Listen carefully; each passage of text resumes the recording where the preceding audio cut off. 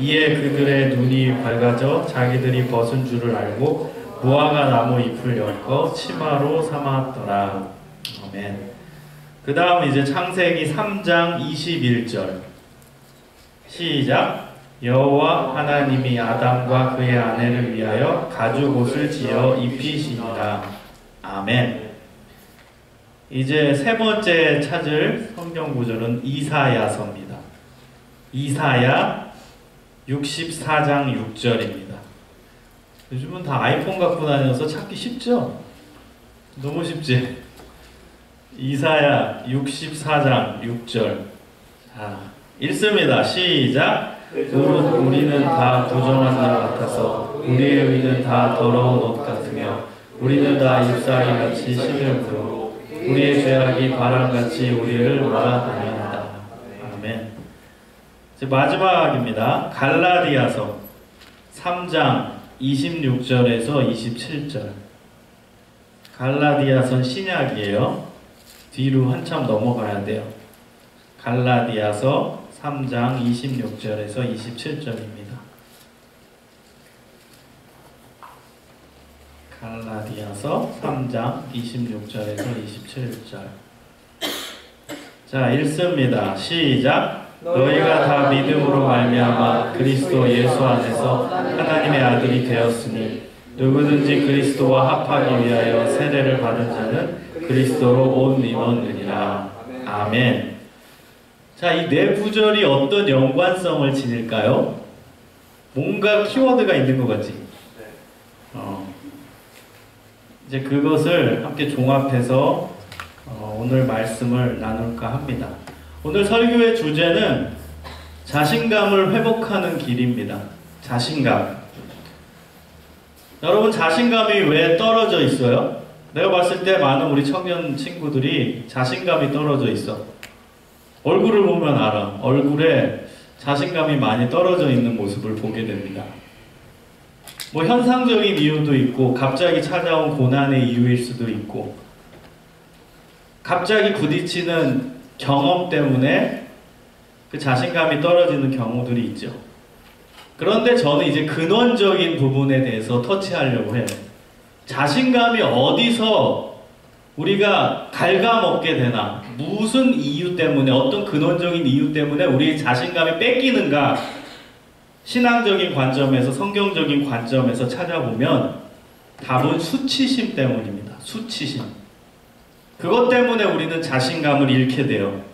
그럼 인간의 수치심, 그 인간이 가지고 있는 과연 그 본연의 수치심은 어디서 왔냐는 거예요. 여러분은 공부하는 사람들이니까 이제 계속 거슬러 올라가야 돼요. 이 현상을 봤으면 이 현상도에 있는 원인, 그 원인이 있으면 그게 1차적 원인인가 2차적 원인인가 여러분 연구하는 방법이잖아요. 그리고 또 들어가는 거예요. 결국 근원적인 원인을 찾아보는 거예요. 성경도 그런 관점으로 찾아보면 굉장히 폭이 넓어지고 많은 것들을 여러분 얻을 수 있습니다. 성경을 한번 깊이 있게 파보세요. 원인을 거슬러 가다 보면 근원적인 게 나와요. 인간이 왜 자신감을 잃게 되는가? 내가 왜 자꾸 자신감을 잃게 되는가? 현상적인 원인이 있겠죠. 뭐 성적이 떨어질 때, 어려울 때, 병이 들렸을 때. 그건 현상적인 거예요. 근원적인 이유는 수치심 때문이에요. 수치심. 수치심은 언제 인간에게 들어왔는가?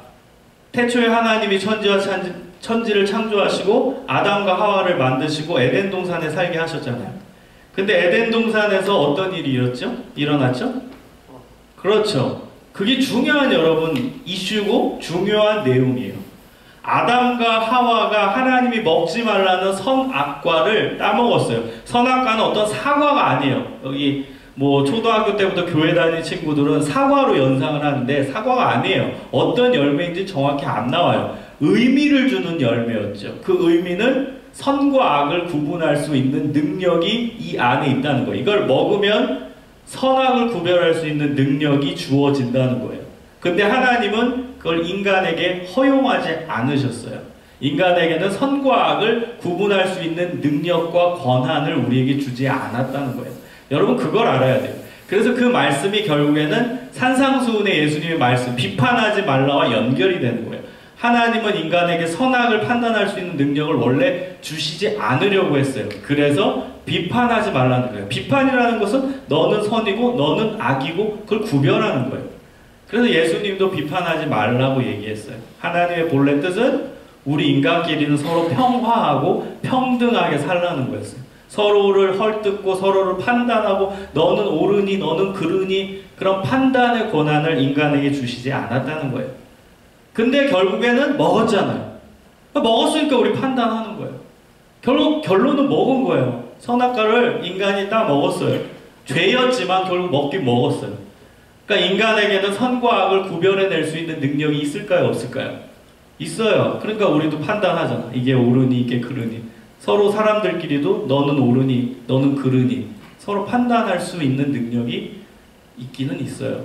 근데 그것은 죄의 결과입니다. 좋은 게 아닙니다. 자, 아담과 하와가 죄를 범했기 때문에 죄를 지은 걸 깨달은 순간 우리는 어떤 것이 드러나죠? 수치심이 거기서 발생이 되고 드러납니다. 여러분 죄 많이 져봤죠? 그래서 나 죄 한 번도 안 져봤다. 오, 머리를 긁적이던데. 예. 죄를 안 지은 사람은 없죠. 여러분 죄를 짓고 그 지을 때는 모를 수 있죠. 근데 그 지은 것을 깨달은 순간 제일 먼저 나타나는 내 마음의 반응이 뭐예요? 창피하죠. 수치심이죠. 안 창피한가요? 내가 죄 지은 게 드러났어. 얼마나 창피해. 예를 들어 볼게. 내가 거짓말했어. 근데 뽀록 났어. 창피하지. 거짓말이 다 탄로나고 드러났는데도 전혀 창피하지 않는 사람은 인간이 아니죠. 거짓말이 발각되면 너무 창피한 거야. 얼굴이 화끈거리고. 그리고 그 사람, 거짓말한 대상 이제 다음부터 볼 수가 없어. 창피해서. 그렇지 않나요? 수치심 때문에. 너무 창피해. 이제 볼 수가 없어. 걔만 지나가면 고개가 숙여지고 걔가 지나가면 멀리 돌아가게 되고. 인간이 느끼는 수치심이 아담과 하와의 범죄부터 오게 된 겁니다. 자, 여러분, 아담과 하와가 이제 범죄했어요. 선악과를 따먹었어요. 거기까지 좋다 이거예요. 아직까지 못 깨달았어. 근데 이제 하나님이 짜짜짠 하고 나타난 거예요. 그리고 아담을 부르죠. 아담아, 아담아. 하나님의 음성을 듣는 수가 이제 무서운 거야. 자기가 죄진 걸 이제 깨달은 거야. 그래도 이제 숨어요, 이제. 무서워가지고. 하나님이 아담을 찾습니다. 아담아, 너 어딨냐? 왜 숨냐? 너 뭐 잘못한지 아냐? 왜 숨냐?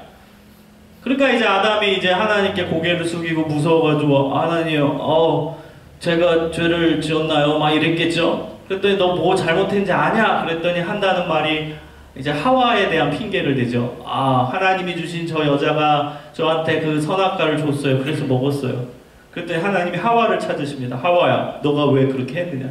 그랬더니 얘도 잘못했습니다. 한마디도 안 하고 저기 하나님이 만드신 뱀이 나를 꼬셔가지고 그거 먹게 됐습니다. 서로 핑계대는 거예요. 핑계의 무덤을 쌓게 되는 거예요. 그리고 계속 피하죠. 하나님을 무서워가지고. 피한 다음에 아담과 하와가 한 일이 뭔지 아세요? 그게 바로 창세기 3장 7절이에요.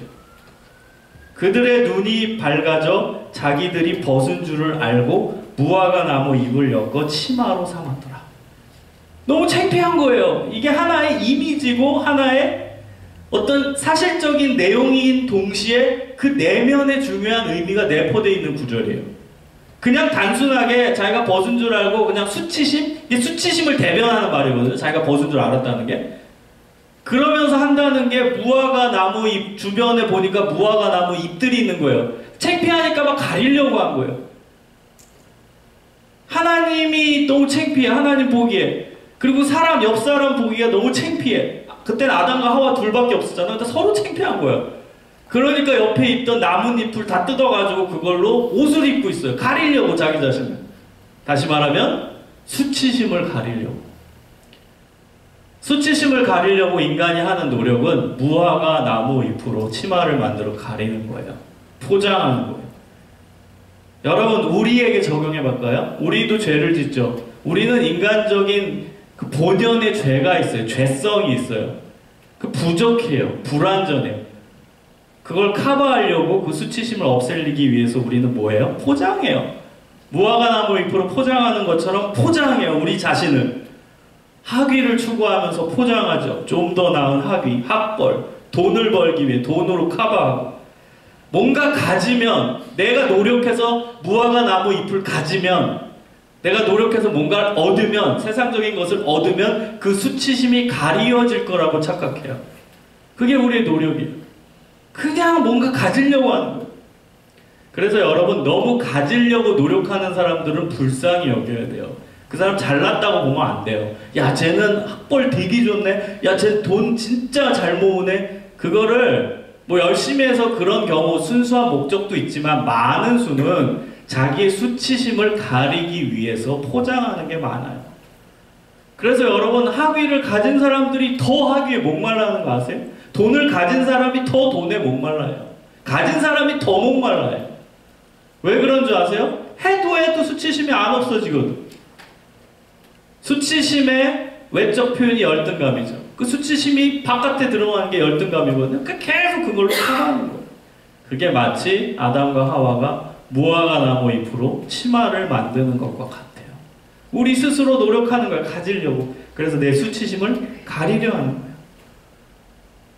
근데 여러분, 그 수치심을 가리려고 하는 인간의 노력은 한계가 있어요. 왠지 아세요? 그 나뭇잎이 시들거든. 무화과 나무 잎은 영원하지 않거든. 그건 말라버리거든. 그래서 이 창세기 3장 7절은 어느 구절과 연결되는 줄 아세요? 이사야서 64장 6절, 세 번째 찾은 구절과 연결되는 거예요.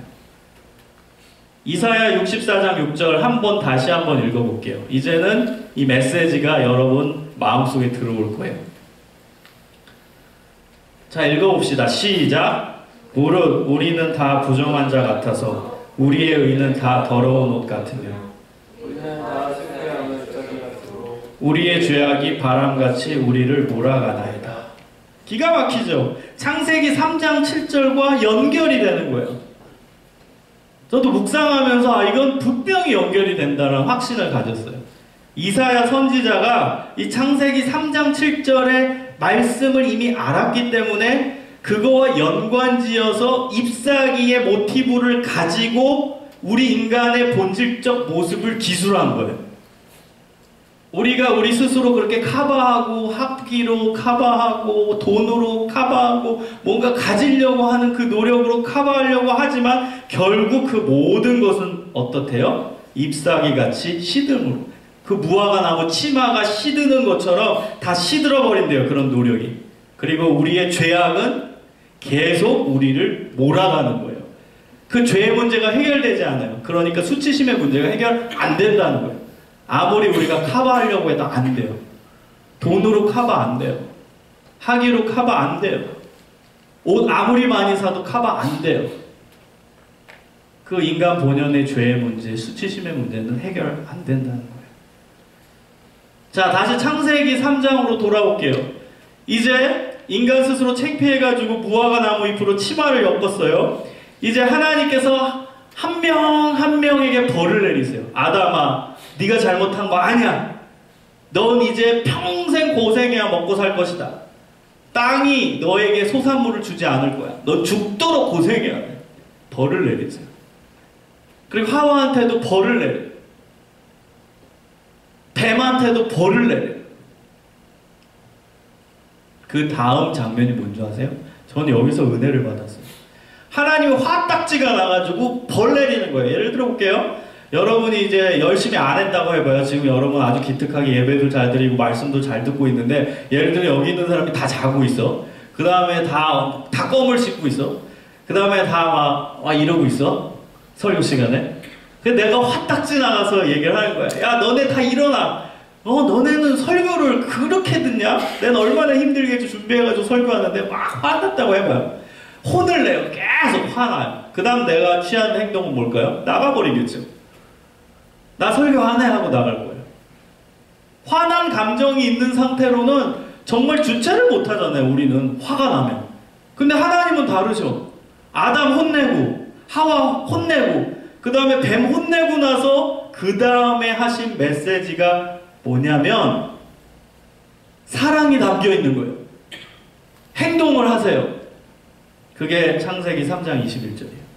여호와 하나님이 아담과 그의 아내를 위하여 가죽 옷을 지어 입히시더라. 아담과 하와가 뱀한테 벌을 다 내리고 화난 상태에서 가죽 옷을 입히셔요.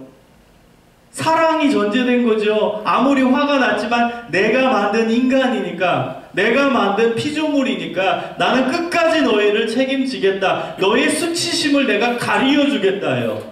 니네들이 만든 무화과 나무 잎은 시들 거야. 니네가 만든 무화과 나무 잎으로 만든 치마는 분명 열흘이면 없어져. 아니 5일 후면 그것 입을 수도 없어. 내가 계속 입을 수 있는 옷을 줄게 하고 만드신 게 가죽 옷이에요. 근데 여기서 더 깊게 묵상해 보면 무슨 의미가 나온 줄 아세요? 가죽은 뭐예요? 동물의 가죽이죠. 가죽은 그냥 얻게 되나요? 죽여야 얻게 되나요? 죽여야 얻게 돼요. 동물을 죽인 거예요. 동물을 죽여서 그 동물에서 나온 가죽을 가지고 인간에게 그 옷을 입히신 거예요. 죽인 상태에서 거기서 나온 소산물을 가지고 옷을 만들어서 인간에게 입히신 거예요. 그 동물이 수치심을 가리키려고, 인간의 수치심을 가리우려고 대신 죽은 거예요. 뭔가 연상되지 않아요? 그 동물이 인간의 수치심을 가리는 옷으로 작용하기 위해 죽임을 당한 거예요. 동물이 무슨 죄입니까? 죽임을 당한 거예요. 인간을 위해서. 자, 신약에서 그 동물이 누구예요? 예수님이에요. 그렇게 연결되는 거예요.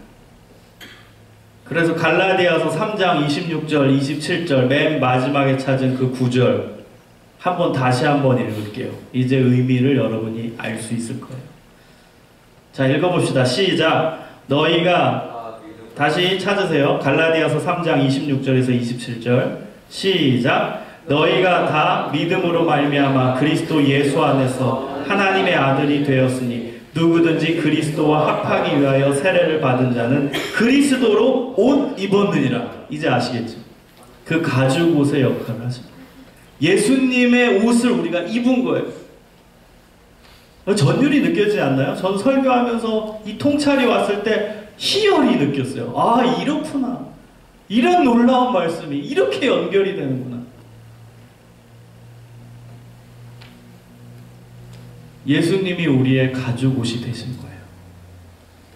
예수님이 그 동물이 된 거예요. 죽임을 당하고, 그리고 예수님이 우리의 옷이 되어 주신 거예요.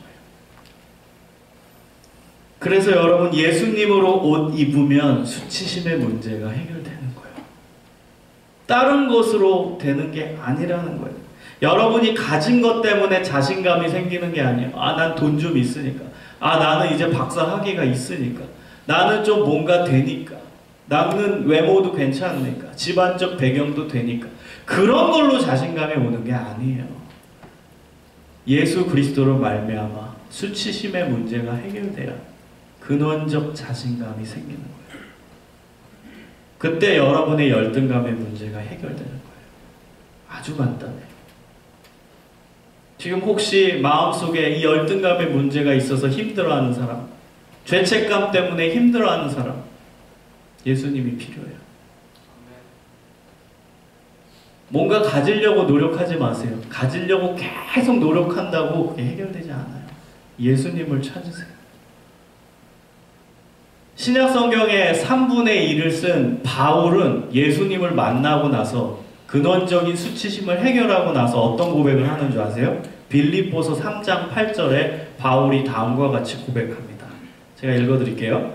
또한 모든 것을 해로 여김은 내 주 예수 그리스도를 아는 지식이 가장 고상하기 때문이라. 내가 그를 위하여 모든 것을 잃어버리고 배설물로 여김은 그리스도를 얻고. 기가 막힌 고백이에요. 바울은 여러분, 제가 더 반복해서 설명하지 않아도 알죠? 그가 예수님 만나기 전에 어떤 인간이었는가? 그는 학벌 최고였어요. 가말리엘 문화라는 그 당시에 당대 최고의 학자 밑에서 공부한 최고의 학식을 가졌던 사람이 바울이에요. 그의 집안적 배경은 로마 사람도 아닌데 로마 시민권을 가졌을 만큼 빵빵한 집안이었어요. 돈도 많은 집안이었어요. 모든 걸 갖춘 인간이 바울이었어요. 폴이었어요. 근데 여기서 좀 더 깊게 오늘 말씀과 연결시키면 뭘까요? 바울은 수치심의 문제를 해결하려고 스스로 많이 얻으려고 공부도 많이 하고 모든 걸 얻으려고 몸부림치던 사람이에요. 자신의 수치심의 문제, 죄의 문제를 해결하기 위해, 스스로 커버하기 위해서 자기는 계속 노력한 거예요. 공부도 최고로 해보고 돈도 다 가져보고. 근데 그게 해결되지 않은 거예요. 근데 예수님을 만나니까 해결이 된 거예요. 그래서 뭐라고 고백해요? 예수 그리스도를 아는 지식이 세계 최고의 지식이다. 그러므로 지금까지 내가 추구해왔던 돈, 명예, 권력, 집안 모든 걸 똥으로 여긴대. 배설물이라고 나오죠? 원어 성경으로 보면 똥이에요, 똥. 자기가 추구했던 모든 것을 이제 똥으로 여긴대. 자기가 가지고 있는 돈, 학식, 학벌, 집안 배경 다 똥으로 여긴대. 그게 바울의 고백이에요. 난 예수님만 있으면 된대. 나의 근원적인 문제를 해결해 주셨으니까. 내 수치심의 문제를 해결해 주셨으니까. 죄의 문제를 해결해 주셨으니까. 그래서 이제는 자신감 있게 진짜 하나님의 사랑으로 당당하게 살 수 있다 고백하는 거예요. 아멘. 여러분, 우리는 이런 사람이에요. 기독교인은 이런 사람이에요. 왜 여러분 기가 죽습니까? 기독교인은 이런 사람이라니까. 예수님을 얻은 존재예요. 예수님을 얻은 그 의미는 모든 걸 얻었다는 거예요. 예를 들어 볼게요. 제가 티코 프라이드를 무시하는 게 아니에요. 막 티코 막 10년 타고 프라이드 막 20년 탄 그걸 제가 소장하고 있다고 해봐요. 난 맨날 그거 고치고 한 1km 가면 또 고장나고 그래서 또 고치고 맨날 그러면서도 소중히 여기면서 타고 다녔다고 해봐요. 근데 어느 날 박경신이 돈을 막 떼돈을 벌었어. 그리고 나서 나한테 오더니 목사님 람보르기니 타세요. 딱 열쇠를 딱 던져줬어. 그렇게 될지어다. 그래가지고 딱 키를 딱 얻었어요. 자, 이제부터는 제가 그렇게 닦고 뭐 1km 가면 쓰는 그 티코 프라이드 어떻게 돼요? 오징어 되죠, 오징어. 람보르기니 옆에서 오징어예요. 제가 이제 그 티코 프라이드 눈이나 쳐다볼까요, 이제? 람보르기니가 옆에 있는데? 그렇게 되는 거예요. 예수님을 얻게 되면 그 이전에 우리가 추구해왔던 돈, 명예, 권력, 뭐 학벌 이건 진짜 오징어가 되는 거예요. 오징어. 예수님이 너무 크니까, 예수님이 너무 소중하니까, 예수님이 엄청나니까, 최고니까 다른 게 이제 눈에 안 들어오는 거예요. 그게 크리스찬이에요. 여러분, 이런 크리스찬이 되기를 소망합니다. 아멘. 정말 예수님을 하루 믿어도 제대로 믿고 맨날 10년, 20년 모태신앙 자랑하지 말고 단 하루 믿어도 예수님 정말 사랑하며 예수님이 전부인 양 믿게 되기를 주님의 이름으로 축원합니다. 아멘. 여러분, 정말 파워 크리스찬이 되세요. 하나님이 기뻐하시는 세상이 감당하지 못할 당당한 사랑, 예수님의 사랑으로 거듭나기를 주님의 이름으로 축원합니다. 우리 함께 기도하겠습니다.